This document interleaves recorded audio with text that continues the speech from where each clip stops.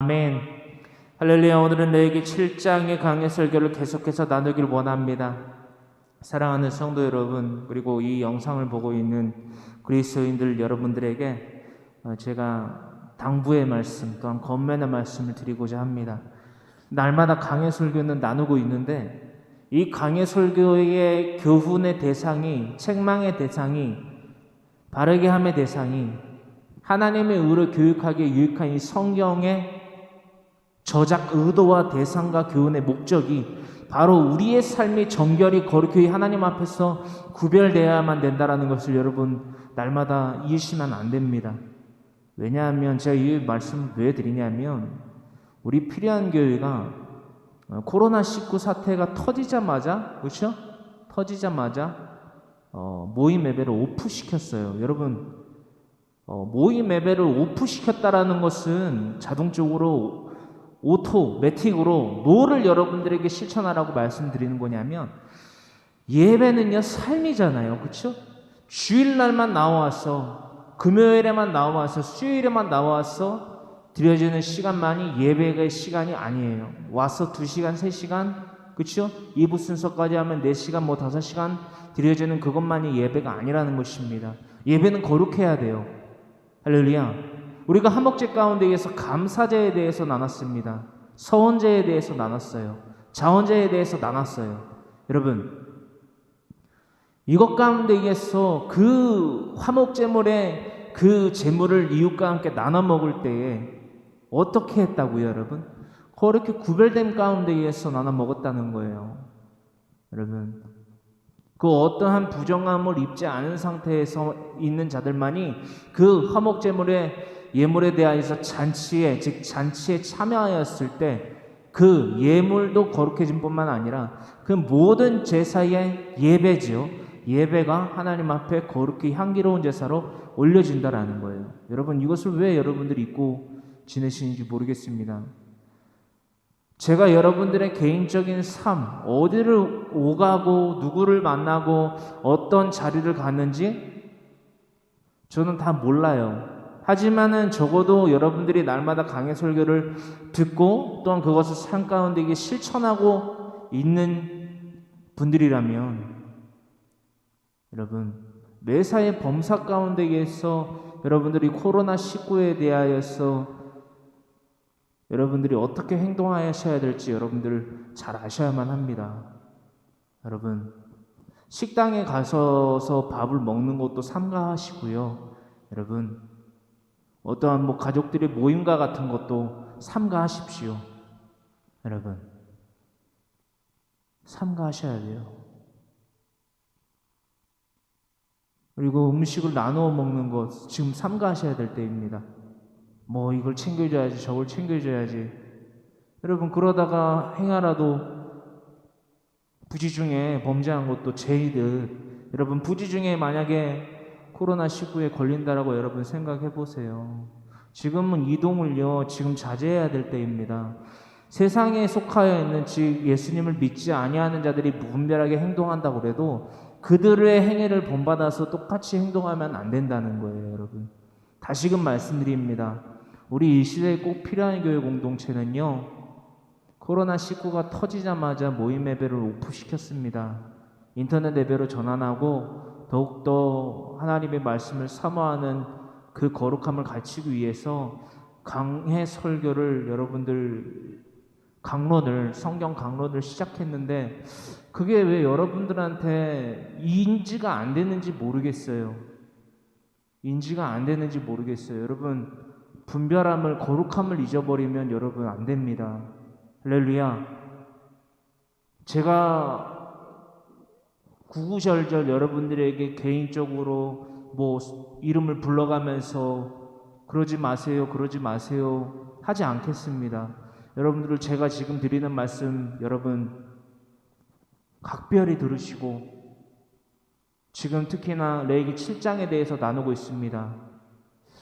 분별이 무엇이고 부정함이 무엇이고 부지 중에 또한 고의로 저지르는 죄가 무엇인지 우리가 분명히 마땅히 분별하는 이 세대를 본받지 아니하며 오직 마음을 새롭게 함으로 말미암아 하나님의 선하시고 온전하신 뜻이 무엇인지 분별하는 영적 예배의 세대가 되기를 간절히 소망합니다. 할렐루야. 우리 지난 시간에 대하여서까지 21절의 말씀까지 우리가 나눠봤어요. 이것은 화목제물의 규례에 대하여서 그 가운데에 그 위로는 15절까지는 감사제에 대해서 나눠봤고, 바로 16절로부터 21절에서는 화목제물, 그 가운데에 화목제 가운데에서 서원제와 자원제물에 대한 거룩성을 우리가 나눠봤다라는 것입니다. 그것은 고린도전서 15장 1절로부터 4절에 의하여서 원죄 사하여 주시는 예수 그리스도를 예표하며, 또한 그에 대한 거룩성, 정결성에 대하여서 요한복음 6장 55절로부터 58절, 더불어 나아가서 고린도전서 11장 23절로부터 29절에 기록되고 있는 바와 같이 성찬이요, 단지 우리에게 종교 문화 가운데에 컬처, 문화 가운데에 습관에 길들여져서 죄를 범하는 것과 같이 참된 양식, 참된 음료에 대하여서 예수님의 몸과 예수님의 보혈의 피, 그 공로를 우리가 온전히 인지하고 그 양식과 참된 음료이신 예수님의 몸과 피에 대하여서 참여함이 무엇인지, 참여할 만한 자의 거룩, 분별, 그렇죠? 코데시, 그리고 카다시, 그렇죠? 삶이 어떠한 삶이며 그 성찬에 대하여서 참여할 만한 자의 자격은 분명하게도 무엇인지 우리가 알아봤다라는 거예요. 고린도전서 11장 27절로부터 29절의 말씀과 같이 그러므로 누구든지 주의 떡이나 잔을 합당하지 않게 먹고 마시는 자는 주의 몸과 피에 대하여 죄를 짓는 것이니라. 화목제물 가운데에 감사제가 있고 서원제가 있고, 그렇죠? 자원제가 있단 말이에요. 그 어떠한 형식을 띤 화목제물의 제물이라 할지라도 그 이웃과 함께 나눠 먹을 때에 죄 있는 자가, 부정한 자가, 죄 입은 자가, 더러운 자가 그 양식에 대하여서, 그 잔치에 대하여서 함께하면 안 됐다라는 거. 여러분 잊지 마세요, 여러분. 우리는 계속해서 강해 설교를 나누고 있는데 계속해서 가끔씩 이런 생각을 하고 이런 행동을 자행하는 분들이 계십니다. 여러분,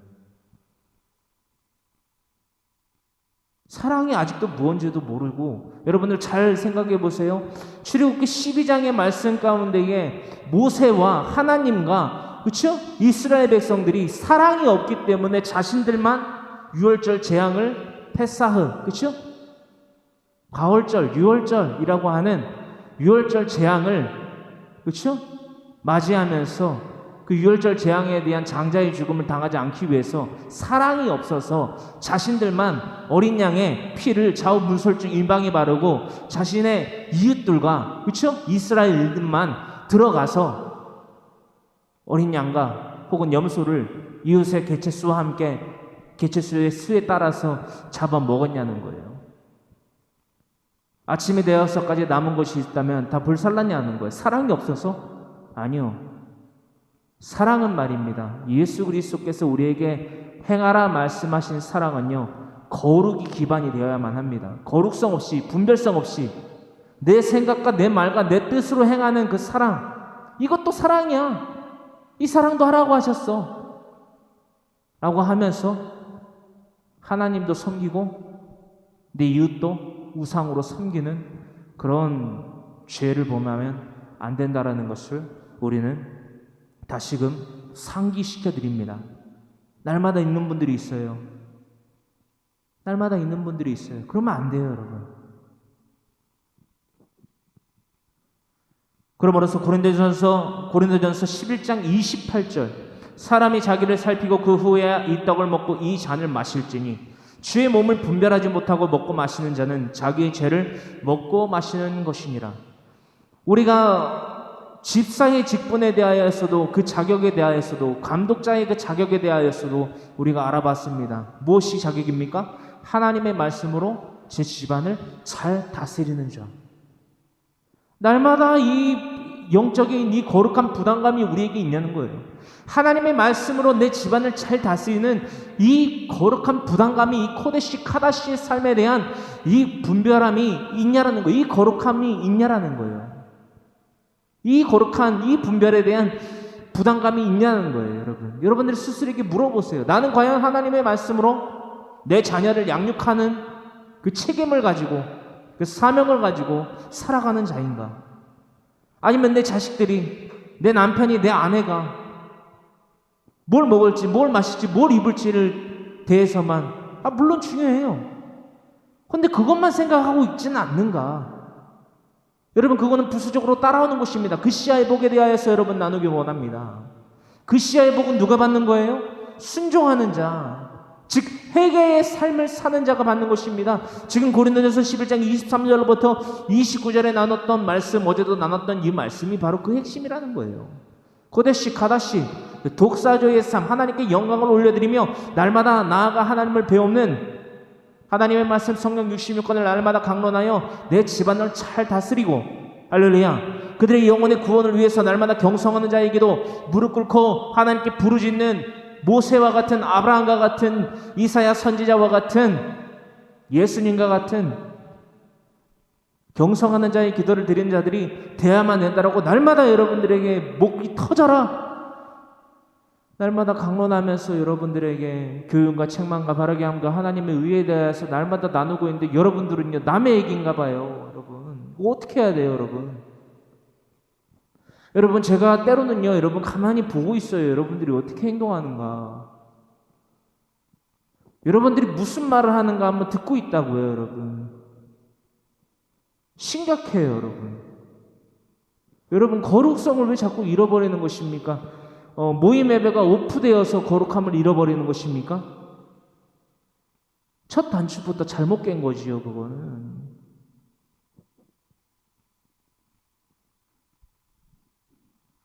부디 하나님의 말씀으로 말미암아 우리의 거룩성을 회복하는 자들 되기를 원합니다.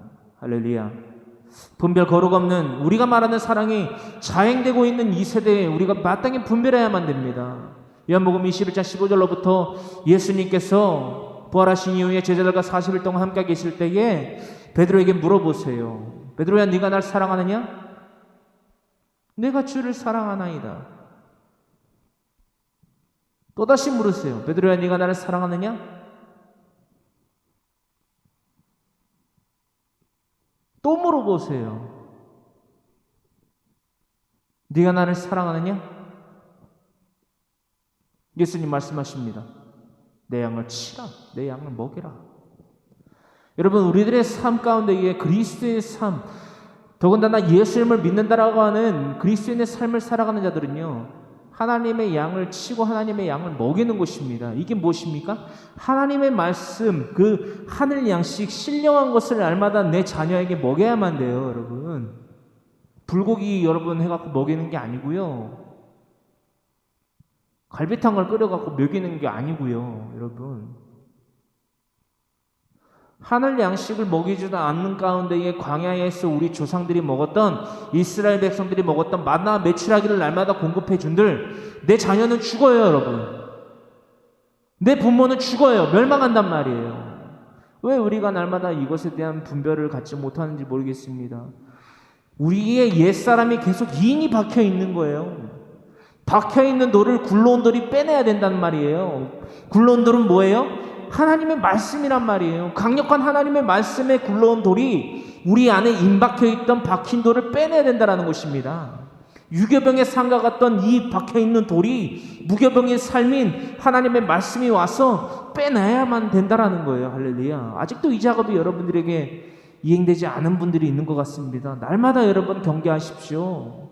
죄는요 우리에게 날마다 밀접해 있습니다. 할렐루야. 그 죄에 대하여서 여러분들 부지중해라 할지라도, 또한 더불어 나아가서 그것이 고의의 죄이면 더욱더 여러분 하나님 앞에 거룩을 잃게 된다라는 것을 여러분 잊지 아니하시기를 간절히 소망합니다. 오늘은 22절로부터 27절의 말씀인데요, 22절로부터 27절의 말씀, 이것은 계속되는 서원과 자원제물에 대한 거룩성을 나타내고 있는 것입니다. 오늘 7장 22절로부터 27절의 말씀 함께 합독합니다. 여호와께서 모세에게 말씀하여 이르시되 이스라엘 자손에게 말하여 이르라. 너희는 소나 양이나 염소의 기름을 먹지 말 것이요, 기름을 먹지 말라고 하세요. 24절, 스스로 죽은 것의 기름이나 짐승에게 찢긴 것의 기름은 다른 데는 쓰려니와 결단코 먹지는 말지니라.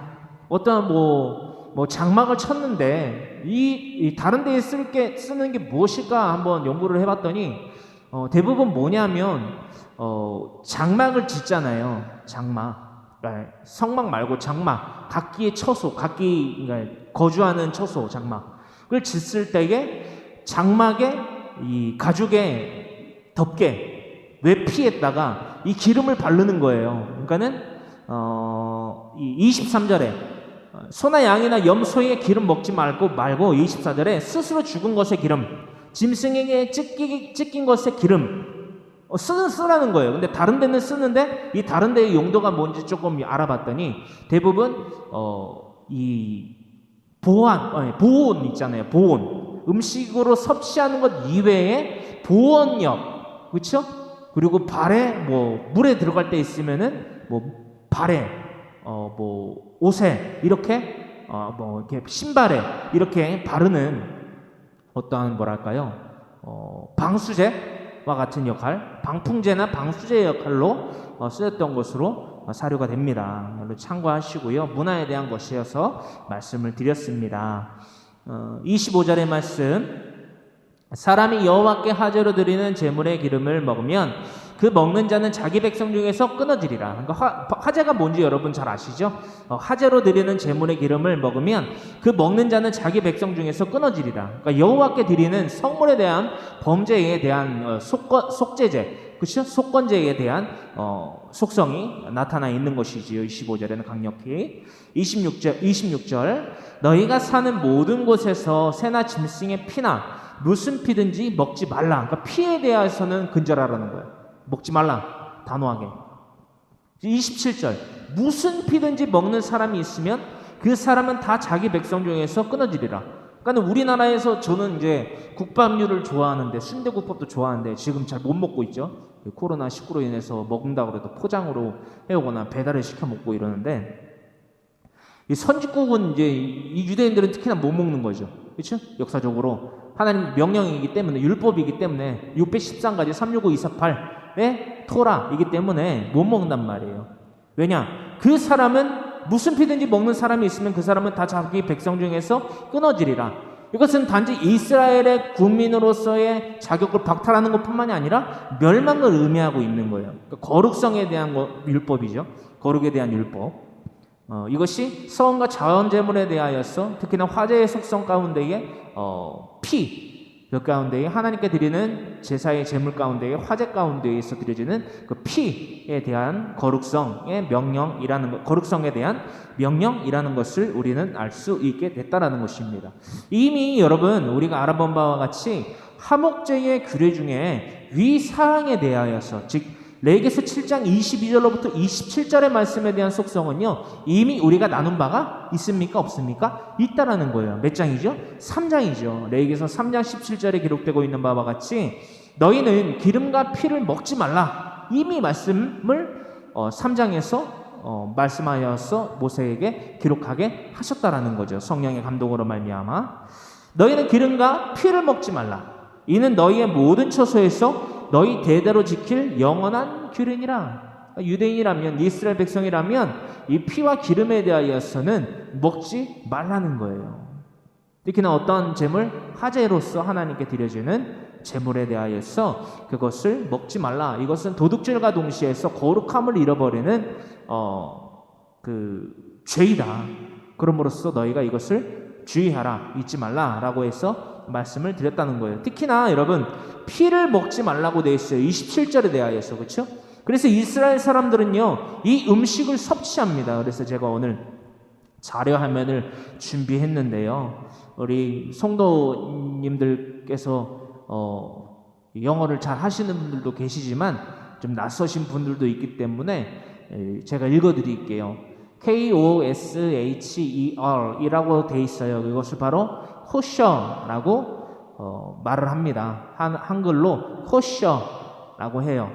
이스라엘 사람들은요, 유대인들은요, 이 코셔라는 식품을 각별히 분리시켜서 역사적으로 먹습니다. 이 레위기서가 기록됐던 BC 1450년경부터 먹게 된 것이 바로 이 코셔 식품이다.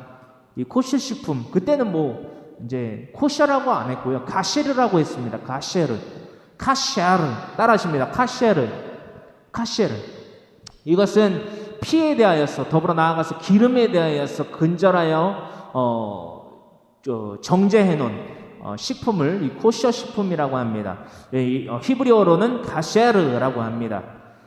이것이 바로 코셔라는 것에 대한 마크이고요. 이것에 대하여서 이 코셔의 인증하는 뭐랄까요, 기준, 이것이 코셔의 인증이 코셔를 인증받을 수 있는 기준이다. 특히나 이 코셔 식품은요, 어떠한 가축을 잡을 때, 또한 이러한 가축들을 잡을 때 사용하는 데에 대하여서 섭취하는 것에 대하여서 허용하는 기준이 엄격합니다. 오른쪽에 기록되고 있는 여러분 금지 식품에 대하여서 뭐가 그려져 있죠? 여러분, 돼지가 그려져 있어요. 돼지는 먹지 말라고 엄격히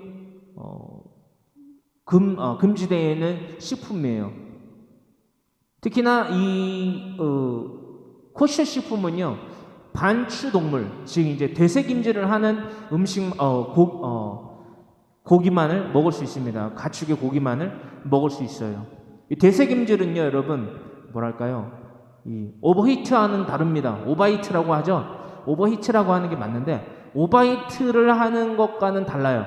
되새김질은 오버히트와는 다릅니다. 그렇죠? 되새김질은 뭐냐면, 우리가 이제 이따가 알아볼 건데,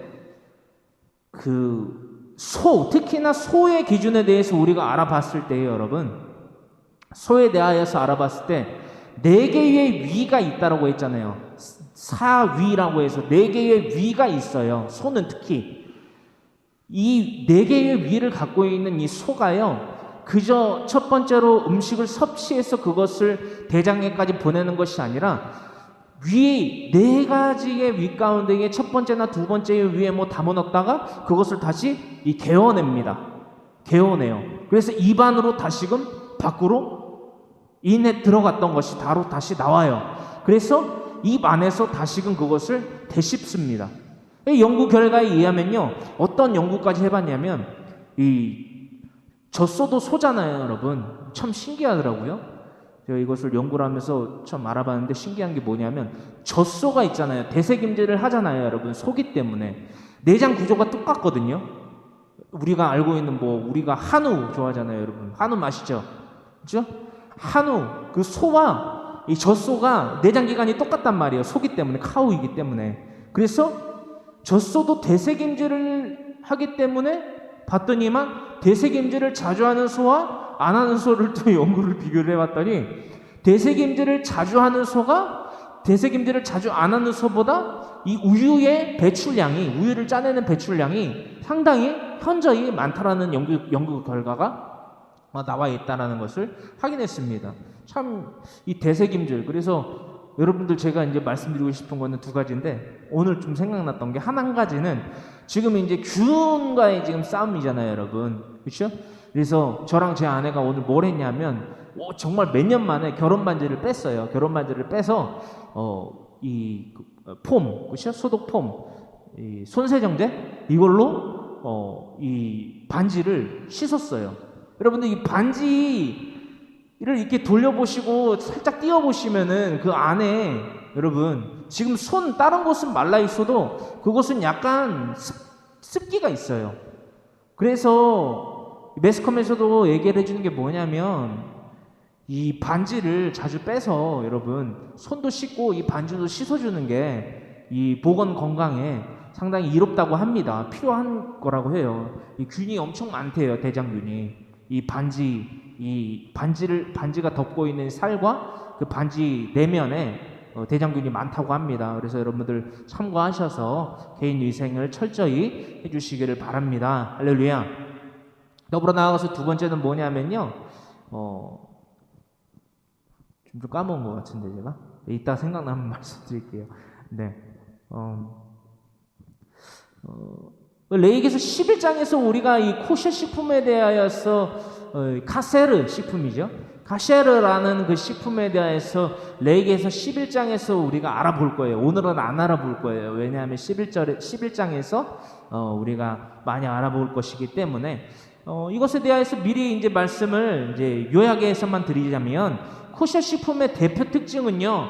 소의 머리와 하체 쪽은 먹지 않습니다. 여러분, 이 그림에서도 나타나고 있는 바와 같이 머리와 그렇죠? 하체 쪽은요. 일반적인 유대인들이 먹지 않습니다. 여러분. 이것은 일반인들은 먹지 않아요. 더불어 나아가서 반추, 즉 대세김질 동물을 먹습니다. 소, 사슴, 양, 염소 등 그렇죠? 이런 동물들을 제사의 제물로 쓰인 것만 뿐만이 아니라 그들이 음식물로 섭취했다라는 것을 알 수 있죠. 그렇죠? 특히나 우리가 레위기서 7장에 어제부터 나눴던 화목제에 대한 기준에서 그것에 대한 화목제물에 대하여서 참여하는 이스라엘 백성들, 그 또한 제사장들의 분깃에 대하여서 알아보면서 그들이 하나님께 제사의 제물로 이 소나 양이나 염소, 그렇죠? 뭐 산비둘기, 집비둘기, 그렇죠? 소재의 제물 이런 것들을 드린 것뿐만이 아니라 그들이 먹었다. 제사장들도 나누어 먹었다라는 것을 우리가 알아봤지요. 그렇습니다. 근데 우리가 아까 이 나눠봤던 그림 보면 돼지는 그렇죠? 소나 양이나 염소, 뭐 닭, 그렇죠? 가금류가 돼 있는데 돼지는 먹으면 안 돼요, 여러분. 왜 돼지는 먹으면 안 될까? 제가 이것을 왜 먹으면 안 될까 알아봤더니 잡식성이에요.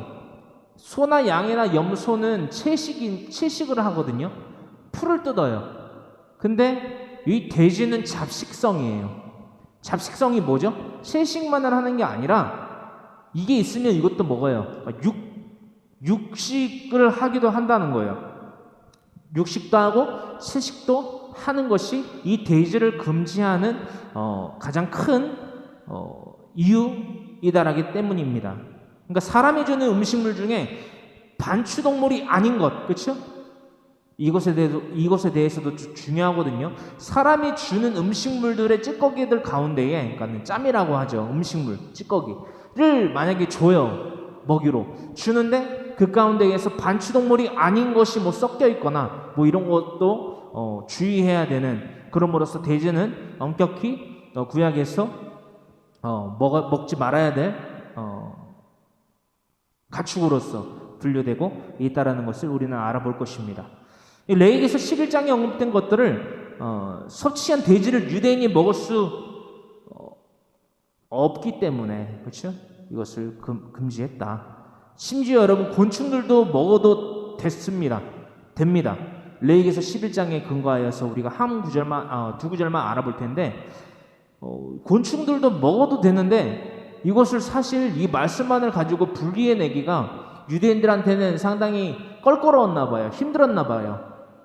그래서 이 곤충들을 현재에도 먹지 않아요. 현재에도 먹지 않는데 우리가 알아볼 건데 약간 예외의 경우는 있었다. 그것에 대해서 우리가 이게 도대체 무슨 말인지 좀 파악하기 위해서 레위기서 11장 22절로부터 23절의 말씀을 먼저 읽어보기를 원합니다. 레위기서 11장 22절로부터 23절의 말씀.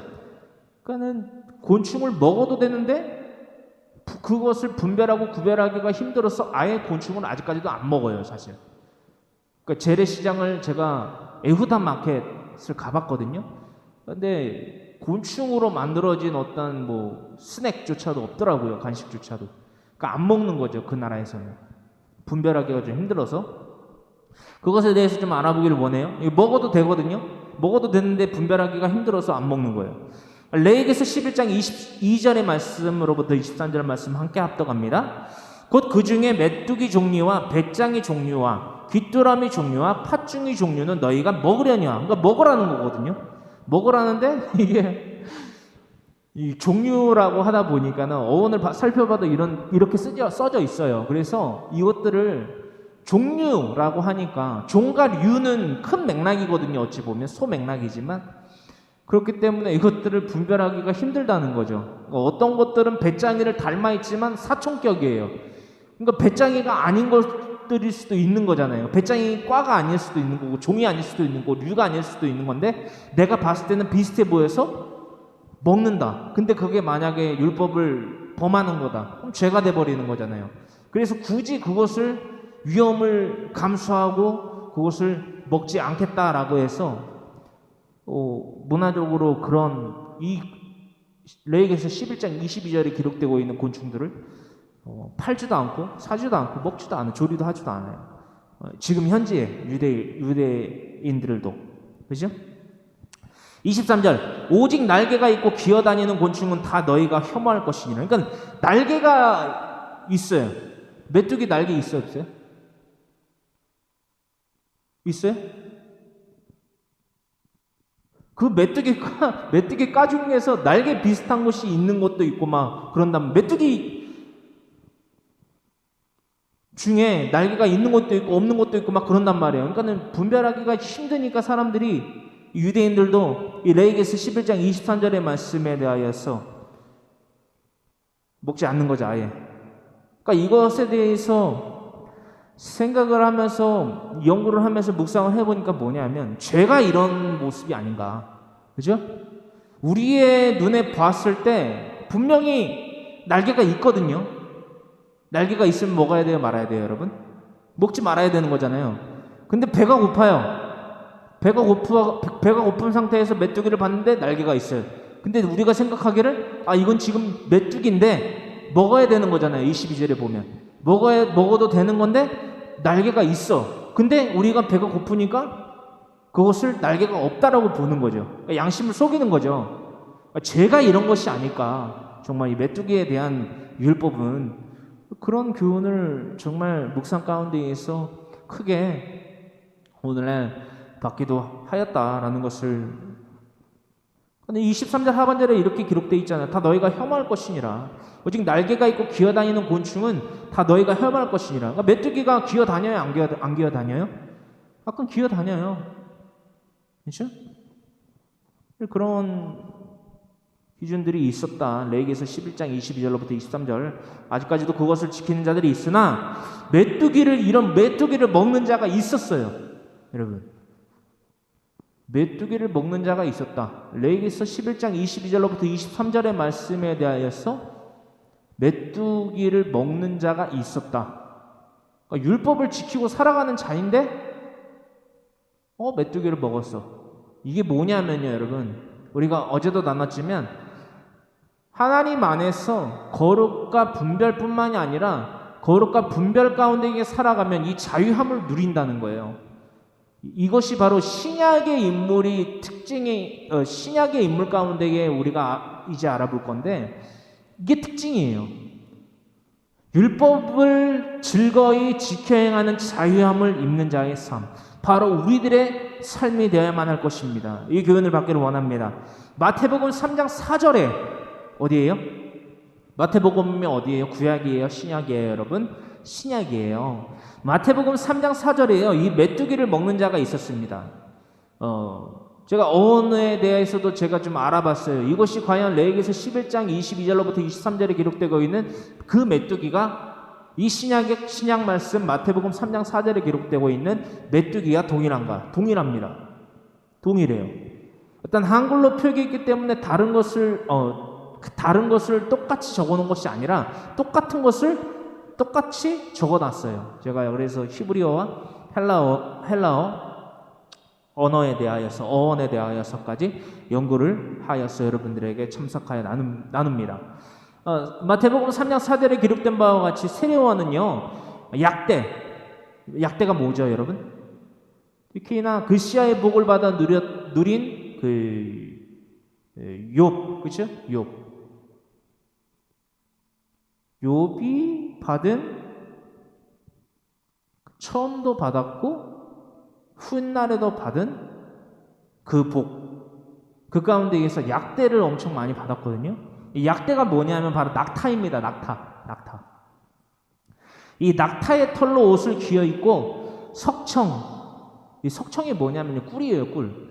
그러니까 이 꿀에 대해서도 오늘날에도 좀 약간 의견이 분분한데 다양한데 저는 둘 다 맞다라고 생각을 해요. 하나는 대추야자 나무의 열매 있잖아요, 여러분. 대추야자 나무의 열매, 그러니까 대추 모양을 가지고 있는데 그거를 꿀로도 정제해서 만들거든요. 그러니까는 마태복음 4장 4절에 낙타털, 그러니까 약대, 낙타의 털로 옷을 기어 입고 메뚜기와 석청을 먹을거리로 삼았다고 기록이 되어 있거든요. 세례요한이. 그러니까 약대는 낙타인 것을 알았고, 그러니까 낙타의 털로 옷을 입은 것이 옷을 기은 것이 세례요한이 주로 갖춰 입었던 옷이고, 메뚜기 우리 알아볼 거고, 석청 꿀인데 이 꿀은요 두 가지예요. 그 대추야자 나무의 열매가 바위 위로 떨어져요. 그래서 일교차가 심화되고 있잖아요, 여러분. 특히 이스라엘 지방이. 그래서 아침에는 정말 떼약볕이 내려져서 그 바위 위에 떨어진 대추야자 나무의 열매를 녹입니다. 그리고 저녁에 되면 어떻게 돼요? 일교차가 커서 추워요. 콜드. 프리즈가 돼요. 그러니까 얼어요. 그 아침에 녹아졌던 그 대추야자 나무 열매가 얼어요. 그리고 또 아침에 되면은 또 얼었던 것이 또 녹아요. 그리고 또 저녁에 되면 또 얼어요. 이런 식으로 돼가지고 마치 바위에 붙어있던 돌에 붙어있는 이 꿀과 같은 것이 됐다 하는 것이 석청이 바로 이것이다 라고 얘기하는 자들이 하나이고, 두 번째는 뭐냐면 이 석청은요 말 그대로 꿀이에요. 꿀. 그러니까 벌꿀 있잖아요. 벌꿀. 그러니까는 첫 번째의 이 정의, 그 대추야자 나무의 열매가 바위에 떨어져서 그 일교차에 의해서 만들어진 것이 석청이다 라는 것에 대한 정의와 더불어서 두 번째의 정의가 꿀이 나무와 혹은 바위 틈싸기에다가 모아놓은 벌집 있잖아요. 그 벌집을 취하여 먹었다. 둘 다 맞아요. 그러니까 아직까지도 이것에 대해서 의견이 분분하고 심지어는 막 목청을 높여가면서 싸우는 이들도 있을 것 같은데 그럴 필요가 없어요. 그럼 뭐 자기가 세례 요한이 아니잖아요. 뭘 먹었는지 뭘 먹는 게 중요한 게 아니라 뭘 했는지가 중요하죠. 그걸 먹고. 그렇습니다. 좀 사설이 길었고요. 꿀은요 석청꿀, 히브리어로 멜리라고 합니다. 나무 사이나 돌 틈에 벌들이 모아둔 꿀 혹은 대추야자 나무의 열매가 떨어져서 그렇게 된 석청, 이 두 가지 둘 다 맞습니다. 특히나 메뚜기를 먹었다라고 기록이 되어 있잖아요. 마태복음 4장에. 이 메뚜기는요 히브리어로 아크리스라고 합니다. 아크리스. 헬라어로 아크리스라고 합니다. 아크리스. 죄송합니다. 히브리어가 아니라 헬라어로. 제가 이제 수기로 적다 보니까 여기 히브리어라고 써져 있는데 아크리스라고 해요. 따라하십니다. 아크리스. 메뚜기가 바로 아크리스라는 거예요. 메뚜기를 먹었다라는 기록이 분명하게 이 헬라어 언어로 기록되어 있다라는 것을 찾아보게 되었습니다. 이것은 무엇이라고요, 여러분? 세례 요한이 왜 낙타털로 옷을 기어 입고 석청을 먹고 더불어 나아갔어? 메뚜기를 먹었다? 레위기서 11장 22절부터 23절에 기록한 바와 같이 그것들을 분별하기가 힘들어서, 마땅히 구별하기가 힘들어서 구태여 그것을 먹지 않고도 다른 음식을 먹으면 되니까, 소나 양이나 염소, 기름이나 피를 제하고 먹으면 되니까, 그렇죠? 굳이 곤충을 먹지 않는 유대인들과는 다르게 왜 세례 요한은 광야에서 복음을 외쳤던 세례 요한은 메뚜기를 구태여 먹었는가? 하나님 안에서 거룩과 분별의 삶을 살면요, 이 그시아의 복을 받는 자들은요, 이 자유함을 누리게 된다라는 교훈을 우리에게 상기시켜 주고자 함에 대한 행실과 그에 대한 기록과 파랄람바노 인계라는 것을 우리는 잊지 아니하기를 간절히 소망합니다. 할렐루야. 레위기서 7장 28절로부터 38절의 말씀 함께 합독합니다. 여호와께서 모세에게 말씀하여 이르시되 이스라엘 자손에게 말하여 이르라. 화목제물을 여호와께 드리려는 자는 그 화목제물 중에서 그의 예물을 여호와께 가져오되 여호와의 화제물은 그 사람이 자기 손으로 가져올지니, 그러니까 자기가 스스로 가져오는 거죠. 곧 그 제물의 기름과 가슴을 가져올 것이요, 제사장은 그 가슴을 여호와 앞에 흔들어 요제를 삼고, 잠깐만요, 끊을게요. 28절로부터 30절의 말씀을 읽었을 때에 나무나 어떠한 지금 경우는 아니지만 소금에 대하여서, 그죠? 여러분 기억하시나요? 소금과 나무가 필요하잖아요, 제사를 드릴 때. 근데 지금 그것에 대한 기록이 안 나와 있어요. 그렇죠? 왜일까요?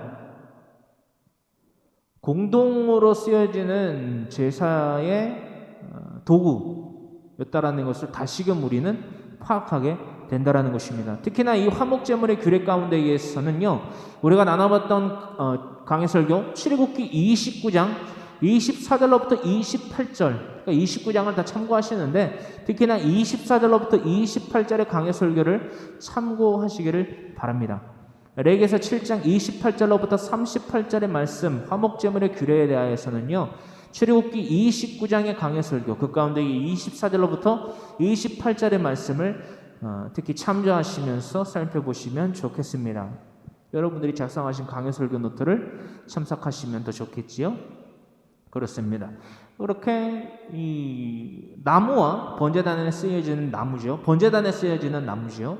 그것과 소금에 대한 기록이 빠져 있는 것을 보니까 그것은 이스라엘 백성들이 제사장에게 가지고 나오는 제사의 제물을 우리가 여태까지 살펴본 것에 대하여서 봤더니 나무와 소금은 빠져 있었다라는 것들을 살펴보게 되지요.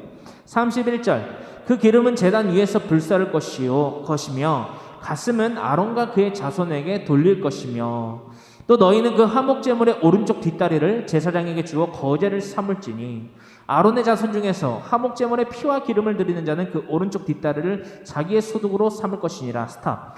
자, 31절로부터 33절의 말씀을 나눠봤더니 그 기름은 제단 위에서 불사를 것이며 가슴은 아론과 그의 자손에게 돌릴 것이다. 그러니까 분기신 거죠. 그렇죠?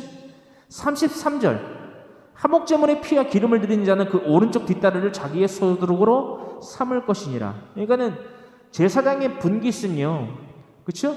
제사를 담당하는 제사장의 분깃은 뭐예요? 뭐예요? 우리가 알아봤던 것과 같이 가슴과 거제를 삼아 수유로 삼는 뒷다리라는 것을 33절의 말씀에 대하여서까지 우리는 알아보게 됩니다. 할렐루야.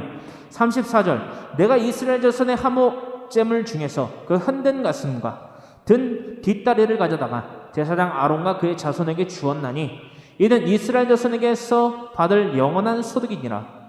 이는 여호와의 화제물 중에서 아론에게 돌릴 것과 그의 아들들에게 돌릴 것이니 그들을 세워 여호와의 제사장의 직분을 행하게 한 날, 곧 그들에게 기름 부은 날에, 그러니까 위임식이죠. 위임식에 대한 속성이 또한 28절로부터 38절에는 기록되고 있다라는 것을 우리는 파악하게 됩니다. 그렇죠?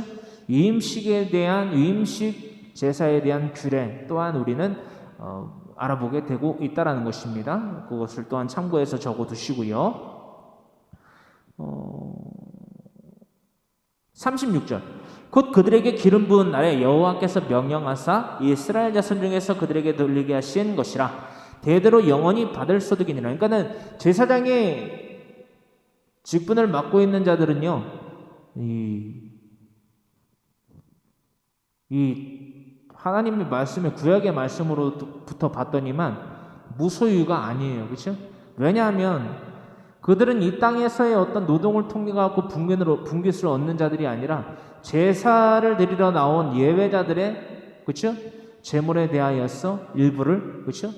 가슴과 넓적다리 특히나 혹은 가죽에 이르러서까지 그것들을 취하여서 자신들의 소유로 삼고 계속해서 제사장의 직무를 감당하는 물리적, 즉 육체에 대한 그 유지를, 그렇죠?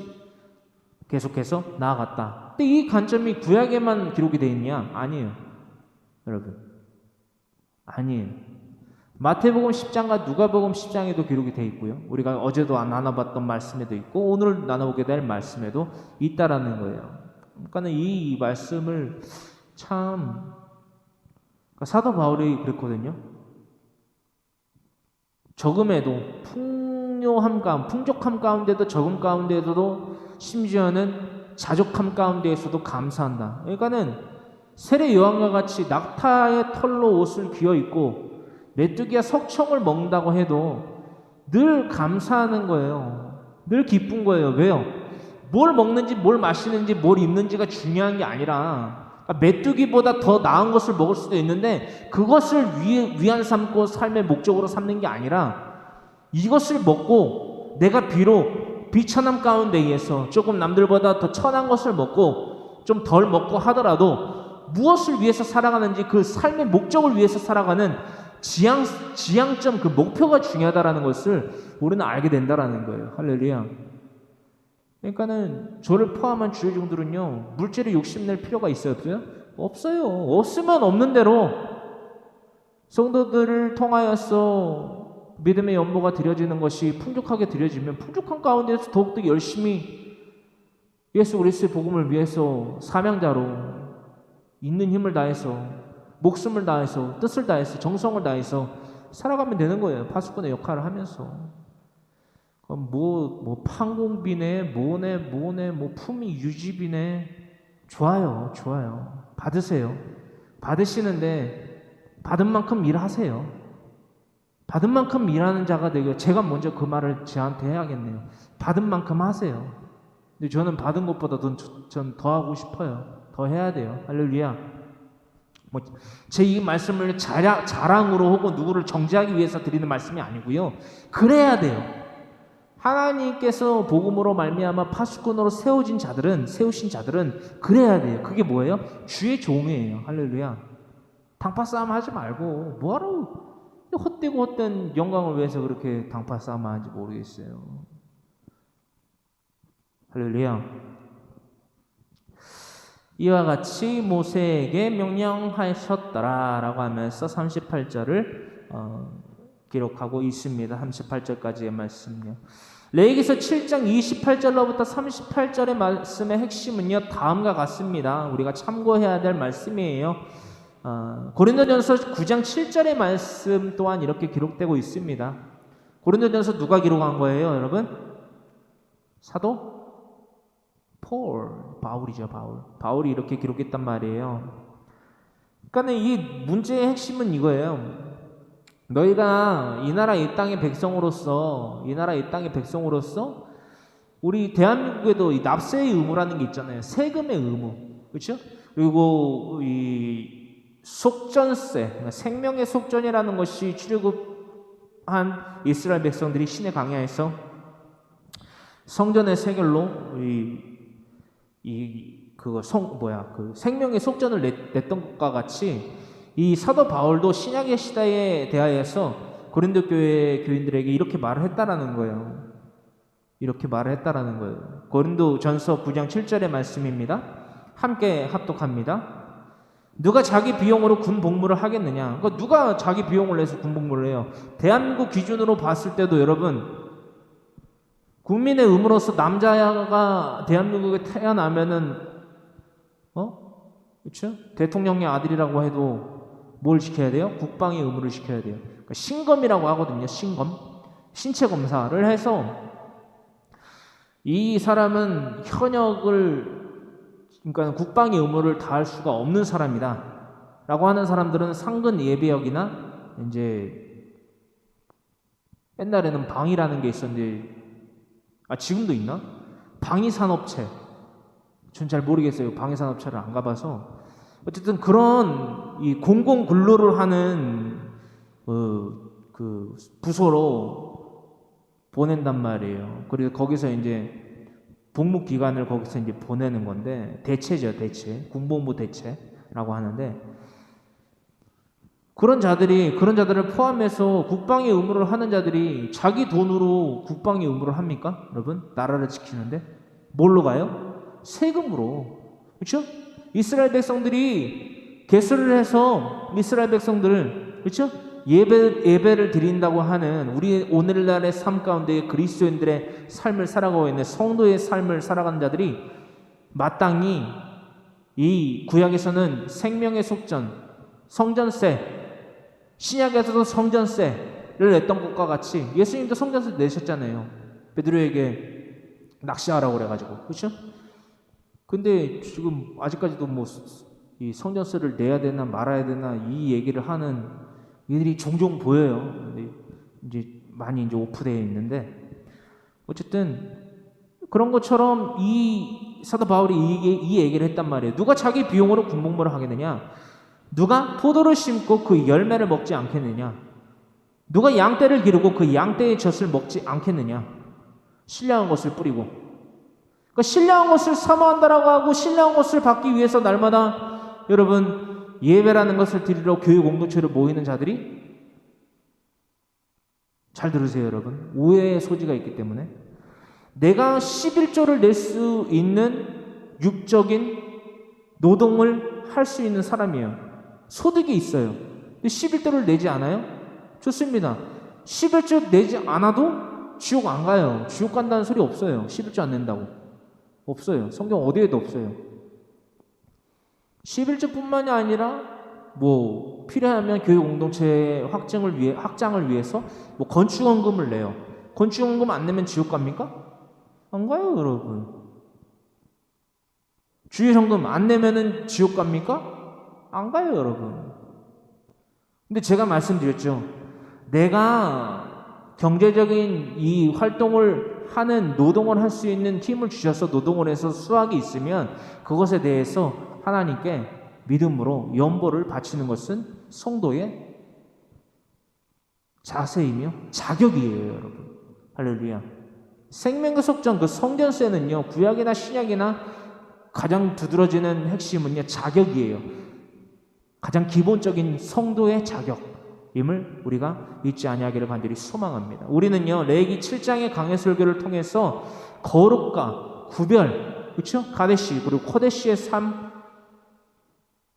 즉 하나님 안에서 화목을 누리며 기쁨과 감사를 누리는 삶, 즉 예배자, 즉 믿음을 가진 자의 삶, 그 삶을 우리는 살아야만 한다라는 것을 나누게 되었습니다. 이 땅 위에서의 이방인과 나그네됨임을 증언하는 자, 히브리서 11장 13절로부터 16절의 말씀의 핵심이지요.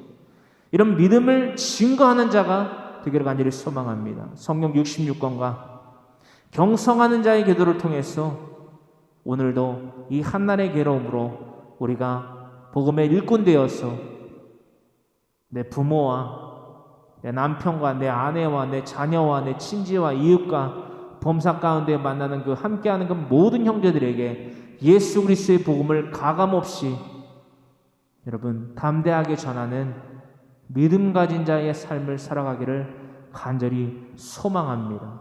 간절히 소망합니다라고 다 같이 거룩하신 주님의 성호 세 번 부르짖고 간절히 기도드리길 원합니다. 주여, 주여, 주여.